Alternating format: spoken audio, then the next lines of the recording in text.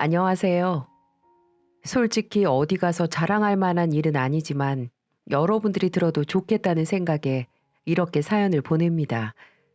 제 입으로 말하긴 좀 그렇지만 전 잘 나가던 헤어숍에서 제법 실력 있는 헤어 디자이너였습니다.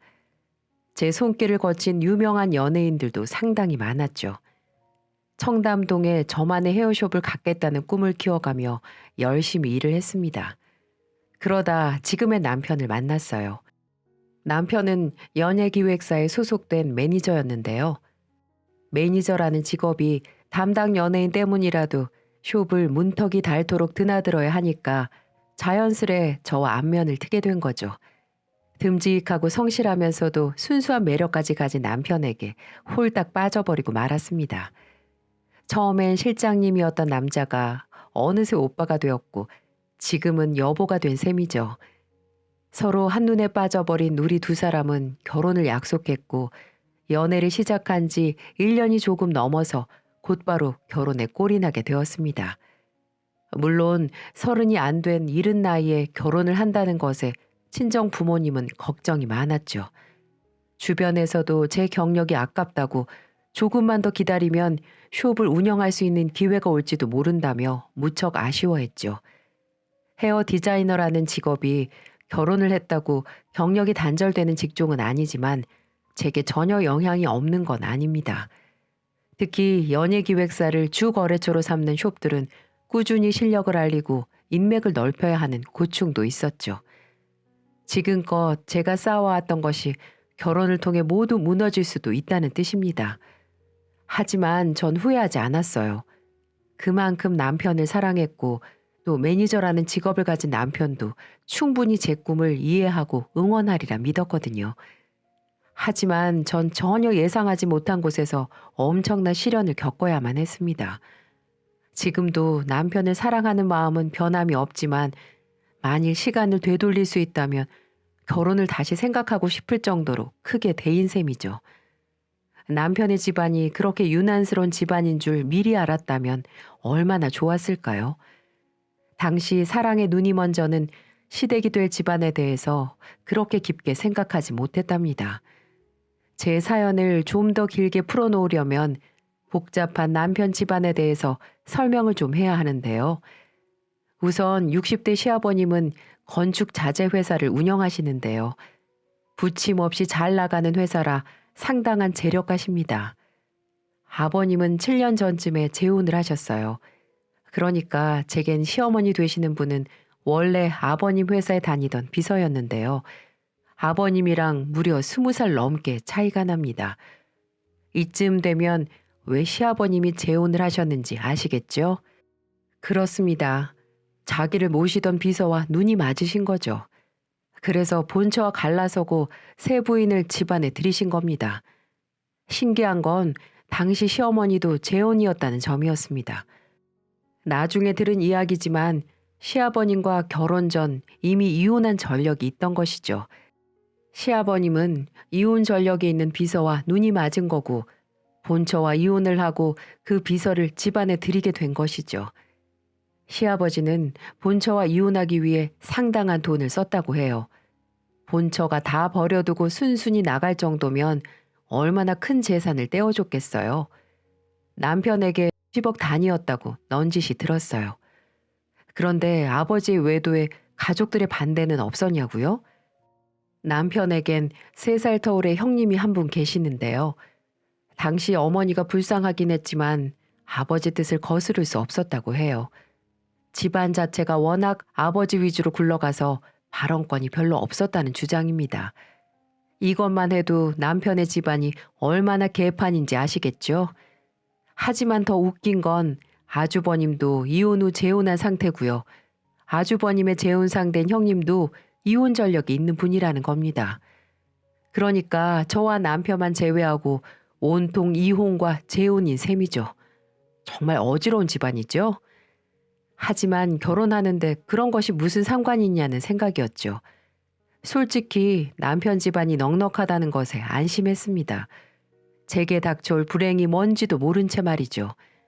문제는 시어머니와의 갈등에서부터 시작됐어요. 제가 제법 이름을 날렸던 헤어 디자이너라는 걸 아신 후부턴 아예 머리를 제게 맡기십니다. 역시 연예인 머리 만지던 실력이라 괜찮네. 둘째 며느리, 앞으로도 잘 부탁해. 그런데 어머니, 아무래도 여긴 제가 일하는 곳이라서요. 너무 자주 오시면 제가 곤란해요. 어머, 너 지금 시애미한테 생색 내는 거니? 아니요. 생색을 내는 게 아니라 부탁을 하는 거죠. 어머, 어머, 얘 말하는 것 좀 봐. 젊은 시어머니는 시어머니도 아니니? 그깟 드라이 좀 해줬다고 유세를 떠네. 아니, 어머니, 그게 아니고요. 됐다. 그럼 이렇게 하자. 네가 여긴 영 불편하다고 하니까 우리 집에서 하면 되겠네. 그럼 내가 부르면 언제든 와야 한다. 알았지? 네? 정말 말도 안 되는 억지를 부리시더라고요. 솔직히 말하면 언니 같은 시어머니는 정말 어색했어요. 진한 화장에 야시시한 옷을 즐겨 입고 백화점이며 마사지숍이며 여기저기 잘도 돌아다니시는데 진짜 시어머니라는 생각이 들지 않았거든요. 그래도 시어머니니까 제 딴에는 최대한 공손하게 한다고 하는데 시어머니 눈에는 그렇게 보이지 않았던 모양입니다. 자기가 부르면 머리하러 시댁에 오라는 말도 화가 나서 그냥 하신 말씀인 줄 알았거든요. 하지만 그건 제 오산이었습니다. 둘째니? 나다. 이번 주 수요일이 쉬는 날이라고 그랬지? 머리 좀 하게 넘어와라. 장비 빠뜨리지 말고 잘 챙기고. 아니, 저 어머니, 네가 한 약속이니까 지킬 거라고 믿겠어. 네, 알겠습니다. 정말 너무나 억울해서 눈이 뿌옇게 흐려지더라고요. 제가 언제 매번 집에서 머리 해드리겠다고 약속을 했나요? 직장이니까 방문을 자제해달라고 말한 거죠. 그런 억지를 매번 맞춰줘야 하나, 또 무리한 요구를 하면 어떡하나, 그런 걱정이 앞서더라고요. 남편한테 얘기를 해봤냐고요? 네, 물론 했죠. 하지만 남편은 새어머니를 늘 불편해했어요. 아버지의 서슬에 아닌 척 하곤 있지만 그 사람도 복잡한 상황에 끼고 싶지 않은 눈치였습니다. 그냥 이번만 당신이 해드려. 머리 한 번 해드리면 기분 푸실 거야. 젊으신데 당신한테 얼마나 시집살이를 시키겠어? 남편까지 그렇게 나오니 정말 죽을 맛이더군요. 왜 그런 생각 드신 적 있나요? 이 세상에 나 혼자밖에 없다는 기분 말이에요. 제가 딱 그런 심정이었어요. 정말 머리 한번 해드리고 끝날 일이라면 군소리 없이 했겠죠. 하지만 여자의 직감이라는 게 있잖아요. 시어머니는 거기서 끝낼 사람이 아니라는 생각이 들었죠. 자기가 이 집안의 어른이라는 걸 확실하게 알려주려는 심보 같았어요. 굳이 표현하자면 며느리 길들이기라고나 할까요? 전 제 고민을 주변 사람들에게 은근히 털어놨습니다. 주변 반응은 아주 난리였죠. 절대 받아주면 안 돼. 이건 너에게 복종을 하라는 의미야. 한번 복종하면 어떻게 되겠어? 젊은 시어머니 만난 것도 억울한데 너 이리저리 개처럼 끌려다닌다. 아우 세상에 그런 시엄마가 어딨니? 아우 절대 해주지 마. 네 머리가 얼마짜린 줄이나 알긴 아는 거야. 아우 내가 다 속상하다 속상해. 하여간 여기서 밀리면 너 큰일 난다. 네가 만만한 사람이 아니라는 걸 반드시 알려줘야 해. 다들 하는 얘기들이 기가 잡히면 안 된다. 시어머니가 별종이니까 넌 더 독해져야 한다. 한번 잡혀 살면 영원히 잡혀 사는 거다 등등 절대 기죽지 말고 부당한 건 부당하다고 말하라는 조언들 뿐이었습니다. 저도 그 말이 맞다고 생각했어요. 솔직히 제가 시어머니랑 살기 위해서 결혼한 건 아니잖아요. 그냥 오빠 하나 보고 결혼한 건데 이런 부당한 일을 당한다는 게 이해가 되지 않았어요. 어차피 남편도 한 발 떨어져 있는 것 같으니 저도 강하게 나가겠다고 마음을 먹었죠. 어머니, 전데요. 아무래도 저 이번 수요일에 가지 못할 것 같아요. 일이 좀 생겨서요. 일? 무슨 일? 그런 말은 하지 않았잖아. 그러게요. 중요한 고객 때문에 스케줄이 생겼어요. 머리는 다음에 해요. 시어머니는 잔뜩 뿔이 난 목소리로 전화를 끊어버리더군요. 그것이 시어머니와 저와의 전쟁을 알리는 신호탄일 줄은 전혀 몰랐죠. 그렇게 거절을 하고 난 후 시댁에선 한동안 별일이 없었습니다. 그래서 그냥 그렇게 넘어가나 보다 생각했죠. 그런데 사건은 시아버지 생신날 벌어졌습니다. 시부모님들과 형님 내외 그리고 우리 두 사람까지 모두 한자리에 모였죠. 그런데 시어머니의 시비가 슬슬 시작되는 것이었습니다. 시어머니는 눈을 흘기며 제게 말했습니다. 오늘 도우미 아주머니가 아프셔서 결근했어. 설거지는 네가 좀 해라. 네? 아, 네. 물론 설거지 정도는 할 수 있습니다. 하지만 그 의도가 불순하게 느껴진다는 것이 문제죠. 아무래도 절 괴롭히기 위한 시어머니의 공작 같다는 생각이 들었습니다. 둘째야, 과일 좀 깎아라. 둘째야, 커피를 쏟았다. 바닥 좀 닦아라. 둘째야, 김치 냉장고에 식혜 좀 꺼내와라. 둘째야, 다용도실 박스에 떡 담아놓은 거 있다. 좀 덜어서 내와라. 와, 정말 작정하고 절 부려먹으시는데 부하가 치밀어 미치겠는 거예요. 더 열이 받는 건 시어머니 횡포를 아무도 제지하지 않는다는 겁니다. 형님이랑 아주버님도 마찬가지고 심지어는 남편까지도 입을 꾹 다물고 아무 소리도 않는 거예요. 전 그게 더 섭섭하더라고요. 참다 폭발해버린 전 시어머니께 따졌습니다. 어머니, 좀 너무하시는 거 아니에요? 너무해? 뭐가 너무해? 계속 둘째만 찾으시잖아요. 일을 시키시려거든 첫째도 찾아야죠. 첫째도 두 손 두 발 다 멀쩡한데 왜 자꾸 저만 부려먹으시는 거예요? 뭐? 부려먹어? 얘 눈 똑바로 뜨고 지금 뭐 하자는 거니? 그 무거운 엉덩이 좀 뗐다고 시애미한테 따지는 거니? 네, 저 따지는 거 맞아요. 그런데 아무리 생각해도 이건 아닌 것 같아요. 제가 머리 해드리지 않았다고 일부러 그러시는 거잖아요. 아이고, 얘 말하는 것 좀 봐라.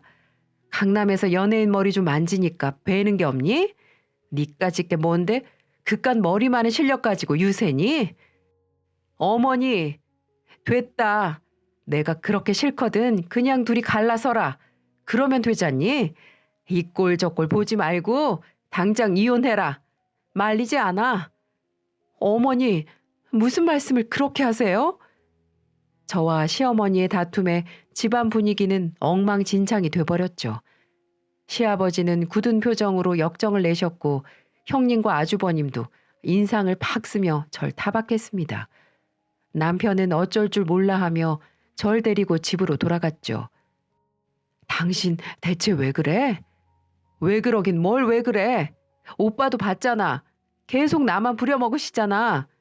그리고 뭐? 당장 이혼을 하라고? 나 참 기가 막혀서. 그래도 당신이 참았어야지. 시어머니를 들이받으면 어떡하자는 거야? 들이받긴 누가 들이받아? 부당한 일에 대해서 항의를 한 거지. 항의. 아유, 됐다. 그만하자. 시어머니와의 다툼은 결국 남편과의 싸움으로까지 번졌고 우리 두 사람은 며칠째 대화를 하지 않고 지냈습니다. 아버지 생일날 난리가 났으니 남편이 불편해하는 건 알겠습니다. 하지만 남편은 제 편이 돼주어야 하는 게 아닌가요? 자기 와이프한테 하는 새엄마의 행동이 부당하다면 당당히 나서서 해결해 줘야죠. 그랬다면 제가 시어머니랑 싸울 일도 없었겠죠. 하지만 남편은 제 행동만 타박하는 것이었습니다. 그래도 전 제 행동에 후회하지 않았어요. 시댁이 한바탕 뒤집어졌긴 했지만 적어도 이젠 제게 부당한 지시는 하지 않을 거라고 생각했습니다. 그런데 정작 더 큰 사건이 제 뒤통수를 때리기 위해 기다리고 있었죠. 띠링. 남편의 전화기에 시어머니가 보낸 메시지가 오는 것이었어요. 남편이 샤워를 하고 있어서 우연히 제가 보게 되었는데 전 제 눈을 의심했습니다. 웬 여자 사진과 함께 나이, 직업, 취미, 성격 등이 담겨 있는 것이었어요. 누가 봐도 맞선이나 소개팅을 위한 정보였죠. 전 그 자리에서 기절할 뻔했습니다. 아니 시어머니가 어떻게 이런 메시지를 뻔뻔하게 보낼 수 있는 거죠? 정말 제가 이혼이라도 하길 바라는 걸까요? 거기엔 시어머니의 다정한 메시지도 있었습니다. 아들씨, 친구 동생인데 그냥 부담 없이 한번 만나나 봐. 너 아니? 새로운 인생이 펼쳐질지? 정말 미칠 노릇이었습니다. 제가 두 눈 시퍼렇게 뜨고 있는데 어떻게 이런 짓을 벌일 수가 있는 걸까요? 정말 피가 거꾸로 솟는 것 같았습니다. 전 당장 시어머니께 전화를 걸었죠. 어머니, 그 메시지 뭐예요? 지금 제 남편한테 여자 소개시켜 주시는 거예요? 봤니? 뭘 그런 거 가지고 난리를 피우니? 말 그대로야. 그냥 좋은 동생이 될 수 있을 것 같아서 소개시켜 주는 거라고. 너처럼 떽떽거리는 와이프랑 사는 내 아들이 불쌍해서 대화 상대나 하라고 소개시켜 주는 거야. 아니, 어머니, 그게 말이 된다고 생각하세요? 말이 안 되긴 뭐가 안 돼? 내가 아들한테 바람 피우라고 이러는 거니? 가끔 식사나 하면서 이야기를 나눌 수도 있지 뭘 그래? 적반하장도 유분수죠. 시어머니는 오히려 당당하게 나오더군요. 전 샤워를 마치고 나온 남편에게 따져 물었습니다. 도대체 이게 뭐야? 당신 새엄마 도대체 왜 이러는 거래? 왜 오빠한테 여자를 소개시켜 주냐고? 정말 이혼이라도 시킬 셈인 거야? 오빠도 그래? 오빠도 나랑 이혼하고 싶어? 남편도 기가 막힌 듯 한숨을 푹푹 내쉬더라고요. 그저 새엄마가 일방적으로 저러는 거라며 자긴 그럴 생각 없다는 대답이 돌아왔습니다. 이혼, 저도 그쯤 되니까 이혼이란 단어가 떠오르더라고요. 진짜 그 더러운 꼬락선이 안 보고 살 수 있으면 낫겠다 싶었어요. 하지만 이상하게 이 남자랑 이혼을 하면 지는 것 같다는 생각이 드는 거예요. 순순히 이혼을 해주면 안 되겠다는 생각이 들기 시작한 거였죠. 무엇보다도 시어머니의 괴롭힘만 아니었다면 저와 남편 사이는 아무 문제가 없었거든요. 그래서 전 다시 한번 마음을 굳게 다잡았습니다. 그리고 남편 단속을 단단히 해두었죠. 오빠, 잘 들어. 만약 시어머니 장단에 오빠까지 놀아나면 나 절대 가만히 있지 않을 거야. 이 집에서 내 송장 치우기 싫으면 처신 똑바로 해.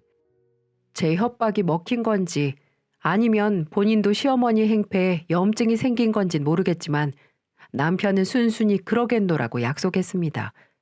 전 그 다음 시어머니에게 전화를 걸어 한번 뵙자고 했어요. 시어머니는 시큰둥하게 집으로 오라고 했죠. 제가 시어머니를 만나자고 한 건 단판을 짓기 위해서였습니다. 확실히 해두지 않으면 더 큰 사달이 날 거라고 생각한 거죠. 어머니, 저 드릴 말씀이 있어요.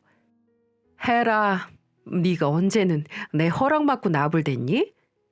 아무리 어머니가 화가 나셨다고 해도 이건 정말 아닌 것 같아요. 어떻게 와이프가 멀쩡히 있는데 이혼을 부추기는 거예요? 난 이혼이 그렇게 나쁘지만은 않다고 보거든. 맞지 않는 사람이랑 평생 사느니 잘 맞는 사람을 찾아보는 게 더 현명한 게 아닐까? 전 오빠랑 잘 맞아요. 오빠도 절 사랑하고요. 저흰 이혼할 생각이 없어요. 그건 네 생각이고 내가 보기엔 두 사람 안 맞아. 내가 사람 보는 눈은 정확하거든. 너 처음 봤을 때부터 알아봤다. 눈꼬리 찢어진 거 보니까 딱 남편 잡아먹게 생겼더라고. 눈꼬리 찢어진 걸로 따지면 어머니가 훨씬 더 찢어졌거든요. 이것 봐라. 내 아들은 네 성질 절대 못 당해. 죽지 못해서 그냥 사는 거야. 내가 그걸 왜 모르니? 그러니까 그냥 좋게 좋게 갈라서라. 위자료는 넉넉히 챙겨줄 테니까. 진짜 자기 아들도 아니면서 아들 위하는 척을 하는 꼴이 얼마나 보기 싫던지요. 전 정말 이혼해야겠다고 생각했어요. 저런 시어머니를 당해낼 재간이 없다는 생각이 들었습니다. 며칠 마음의 정리를 하면서 남편과의 이혼에 대해 생각해 봤습니다. 너무나 억울하고 원통했지만 차라리 그 편이 나을지도 모른다고 생각했어요. 계속 그런 생각에 빠져 있어서 그런지 배가 살살 아파오더라고요. 처음엔 잠깐 그러다 말겠지라고 생각했지만 복통이 심상치가 않은 겁니다. 혹시 스트레스 때문에 뭔가 문제가 생긴 건가 싶어 다음 날 얼른 병원을 찾아갔습니다. 전 병원에서 뜻밖의 말을 듣게 되었어요. 자세한 건 산부인과에서 진료를 보셔야 할 것 같은데 제가 보기엔 임신 초기인 것 같은데요. 네? 임신이요? 네. 일단 임신 테스트기로 확인해 보시고요. 산부인과에 방문해 보세요. 하늘에서 이혼을 하지 말라고 하는 걸까요? 산부인과에서 진료를 본 결과 제가 임신 3개월째라는 겁니다. 사람 인생이라는 게 참 우스운 게 그토록 기다리던 이세가 지금 이 타이밍에 생겨버린 것이었죠. 전 이 사실을 남편에게 알렸고 남편은 뛸 듯이 기뻐했습니다. 우리 사이가 언제 소원했냐는 듯 얼싸안으며 난리를 피웠죠. 남편은 제 임신 소식을 시댁에 알렸고 그 덕에 시어머니와의 전쟁은 잠시 휴전이 되었습니다. 절 이혼시키려는 시어머니의 계획에도 차질이 생겨버린 셈이었죠. 그렇게 2달 정도 지났을까요? 저는 남편의 극진한 대접을 받으며 태교에 집중하고 있었는데요. 시댁에서 청천벽력 같은 소식이 전해져 왔습니다. 남편이 멋쩍은 표정으로 제게 이런 말을 하더라고요. 아까 아버지한테 전화가 왔었거든? 그런데 나한테 동생이 생긴 것 같대. 어? 그게 무슨 소리야, 오빠? 오빠한테 없던 동생이 왜 생겨? 그러니까 새엄마한테 애가 섰다네. 뭐? 지금 뭐라고 했어? 그러니까 시어머니가 임신을 했다고? 그렇대. 참나, 난데없이 막둥이 동생을 갖게 생겼어. 정말 기가 막혀서 말도 안 나오더라고요. 시어머니도 참 대단하다 싶었죠. 정말 그 집안에 진짜 자기 핏줄을 심고 싶었나 봐요. 어떻게 환갑이 가까운 시아버지 사이에서 애를 가질 수 있나요? 전 한숨부터 나오더군요. 하지만 제가 할 수 있는 건 아무것도 없었습니다. 결국 시어머니와 전 겨우 넉 달 차이로 출산을 하게 된 셈이었죠. 그런데 참 이상한 거 있죠? 그래도 같이 임신했다고 묘한 동질감 같은 게 생기더라고요. 그렇게 미워 보이던 시어머니가 좀 안쓰럽게도 느껴졌고요. 전 시어머니한테 임신을 축하한다고 메시지를 보냈습니다. 시어머니와 드자비지를 하고 난 이후 처음으로 연락을 드린 거였어요. 시어머니한테도 답장이 오더군요. 고맙다. 너도 몸조리 잘하거라. 뭐라고 할 것도 없는 짧은 내용이었지만 그래도 심각했던 고부 사이가 조금은 풀어지는 느낌을 받았습니다. 그렇게 전 시어머니와의 막장이 끝이 날 줄 알았습니다. 또 그렇게 몇 달이 흘렀고 저와 시어머니는 예쁜 아이를 낳았어요. 전 딸이었고 시어머니는 아들이었어요. 시아버지 입장에선 손녀와 아들을 비슷한 시기에 얻은 셈이었죠. 예상은 했지만 시아버지의 사랑은 한쪽으로만 쏠렸어요. 자신의 손녀보단 늙음하게 얻은 막내 아들이 훨씬 더 눈에 밟혔겠죠. 이해는 했지만 서운한 마음이 들지 않았던 건 아니었습니다. 하지만 그런 생각을 하지 말아야겠다고 마음을 고쳐먹었죠. 우리 아이가 할아버지 할머니에겐 찬밥 신세였지만 저희 2사람에겐 더없이 귀한 존재였으니까요. 하지만 얼마 지나지 않아 제 신경을 긁는 일이 또 일어나기 시작했습니다. 어느 날 시어머니는 제게 아이를 데리고 자신의 집에 와달라고 하는 것이었어요. 급한 일이 생겨 나가봐야 하는데 애를 맡길 데가 없다는 거였죠. 너도 어차피 애를 봐야 하잖니. 네 새끼랑 네 도련님이랑 같이 놀아주면 얼마나 좋아. 몇 시간이면 되니까 그렇게 해라. 참 말도 안 되는 부탁이었지만 전 딱 한 번만 희생하기로 했습니다. 왜 그랬냐고요? 지금 생각해보면 아마도 나다니기 좋아하는 시어머니가 얼마나 답답했을까라는 생각을 했던 것 같습니다. 저도 임신과 출산을 해보니 알겠더라고요. 그런 측은한 마음에 이번만큼은 제가 한번 져주기로 마음을 먹은 거였죠. 그것이 또 화해의 계기가 될지도 모른다는 기대도 있었고요. 그럼 다녀올게. 수고 좀 하고 있어. 너 마카롱 좋아하지? 유 앞 백화점 마카롱이 아주 좋더라. 볼일 보고 들고 올 테니까 네 도련님 잘 보고 있어야 한다. 염려 마시고 다녀나 오세요. 올해는 못 봐드려요. 얼른 오셔야 해요. 아유, 얘는 벌써부터 잔소리는. 알았다. 며느니 무서워서 빨리 올 테니까 걱정 마라. 진하게 화장을 한 시어머니는 뭐가 그리 급한지 후다닥 나가시더라고요. 전 까마득하게 어린 도련님에게 분유를 먹이고 기저귀도 갈았죠. 전 얼마 지나지 않아 시어머니의 부탁을 들어준 걸 후회했습니다. 귀하디 귀한 도련님께서 어찌나 울고 보채던지 진땀이 절로 나더라니까요. 우리 애도 봐야 하니까 정말 힘들더라고요. 그러던 중 어디선가 메시지 오는 소리가 들리는 겁니다. 더듬더듬 찾아보니 소파 틈 사이에 시어머니 휴대폰이 있는 게 아니겠어요?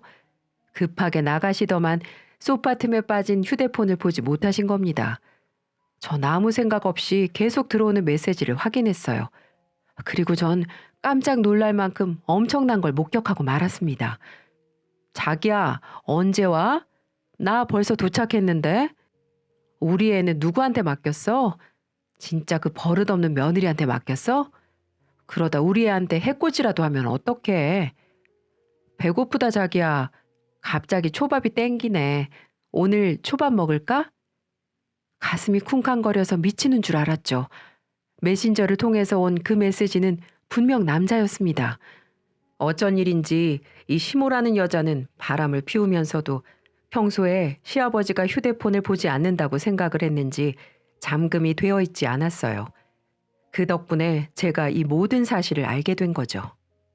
전 시어머니가 바람을 피우고 있다는 걸 직감했습니다. 여자의 직감이 아니라도 그런 대화를 주고받는 거면 100% 바람이죠. 전 떨리는 손으로 두 사람이 나눈 대화를 쭉 확인해 보았어요. 정말 입에 올리기 싫을 정도로 가관이더군요. 시어머니는 그 남자를 꽤 오랫동안 만나온 것 같았어요.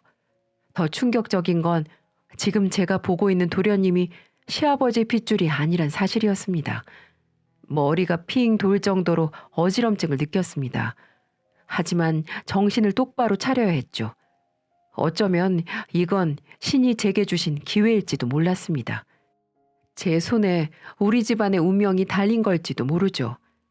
전 제가 해야 할 일을 정확히 알고 있었습니다. 수치 많은 도련님의 머리카락을 몇 가닥 뽑았고 안방으로 가서 아버님의 외투랑 옷에 묻은 머리카락을 찾았습니다. 시어머니는 긴 퍼머머리니까 시아버지 머리카락을 찾는 건 어렵지 않았죠. 그리고 칫솔도 화장실에 가서 혹시 몰라 챙겼습니다. 그렇게 모든 증거를 수집하고 얼마 지나지 않아 시어머니가 헐레벌떡 다시 돌아오는 거였습니다. 전 태어난 얼굴로 이렇게 말했습니다. 어머, 어머니, 벌써 오셨어요? 어? 아니, 내가 뭘 잊고 간 게 있어서. 아, 그래요? 시어머니는 소파 틈에서 자신의 휴대폰을 찾아 얼른 백에 넣더라고요. 제가 전부 봤다는 사실도 모른 채 말이죠. 어머니는 다시 부랴부랴 나갔고 전 속으로 회심의 미소를 짓고 있었습니다. 이제 제 예상이 맞다면 곧 대반전이 일어날 테니까요. 저는 며칠 후 유전자 감식을 진행했어요. 도련님의 머리카락과 시아버지의 머리카락으로 친생자 감식을 의뢰한 거죠. 결과가 궁금하시죠? 당연히 친자가 아닌 것으로 나왔습니다. 시아버지와 시어머니 사이에서 나온 것이 아니라 시어머니가 바깥에서 바람을 핀 상대의 사생아였던 것이었어요. 이 모든 사실을 알게 된 남편은 시뻘겋게 달아오른 얼굴로 엄청 씩씩대더라고요. 참나, 기가 막혀서 말이 다 안 나온다. 그럼 우리 아버지한테 접근한 게 결국은 재산 때문이라는 거지? 아버님께서 홀딱 넘어가 버린 거지. 대놓고 유혹을 하는데 아버님이라고 별 수 있었겠어. 꼬리가 9개나 달린 여우라는 걸 조금도 의심하지 못했던 거지. 그럼 이제 어떡하냐? 이거 아버지한테 말씀드려야 하잖아. 괜찮으실까? 그래도 8년 넘게 산 와이프가 바람을 핀 데다가 사생아까지 낳고 말았는데 그냥 기절하시는 거 아니야? 저는 남편에게 이렇게 말했습니다. 어떻게든 말씀드려야 하는 건 맞아. 이건 숨길 만한 문제가 아니니까. 하지만 그 전에 내가 시어머니를 한번 만나볼게. 당신이? 당신이 만나서 뭘 어쩌려고? 일단 우리가 전부 알고 있다는 걸 말해야겠지? 그런 다음 어떻게 나오는지 한번 보려고. 그래? 괜찮겠어? 남편은 시어머니의 성질머리를 알고 있었기 때문에 걱정하는 눈치였어요. 뭔가 해코지라도 당하진 않을까 걱정이 되는 거죠. 괜찮아. 정 걱정되면 오빠랑 같이 가도 돼. 시어머니한테 해드려야 할 것도 있고. 해드려야 할 거? 전 궁금해하는 남편을 뒤로 하고 시어머니께 전화를 걸었어요. 그리고 이렇게 말했죠. 어머니, 내일 시간 되세요? 머리 한번 해드리려고요. 어? 네가 웬일이니? 먼저 머리를 다 해준다고 하고? 아, 퍼머약 좋은 게 하나 들어와서요. 어머니 생각나서요. 그래? 네가 해준다면야 나야 좋지. 알겠어요. 그럼 제가 준비해서 댁으로 갈게요. 다음 날 전 각오를 단단히 하고 남편과 함께 시어머니 댁으로 갔어요. 시어머니는 아무것도 모른 채 저를 반갑게 맞으셨죠. 어머니는 기분이 좋은지 제가 머리를 말고 있는 중에도 쉴 새 없이 수다를 늘어놓으시더라고요. 오래 살고 볼 일이네. 너도 애 낳으니까 부모 마음이 이해가 되는 모양이구나. 진즉에 좀 이러지 그랬어. 이렇게 서로 돕고 살면 얼마나 좋니? 그러게요. 그런데 좀 아프다. 너무 세게 맞는 거 아니야? 독일에서 들어온 단백질 약인데요. 이 정도는 감아야 웨이브가 살아요. 그러니까 조금 아파도 참으세요. 시어머니 머리를 감는 제 손은 유난히도 힘이 들어갔죠.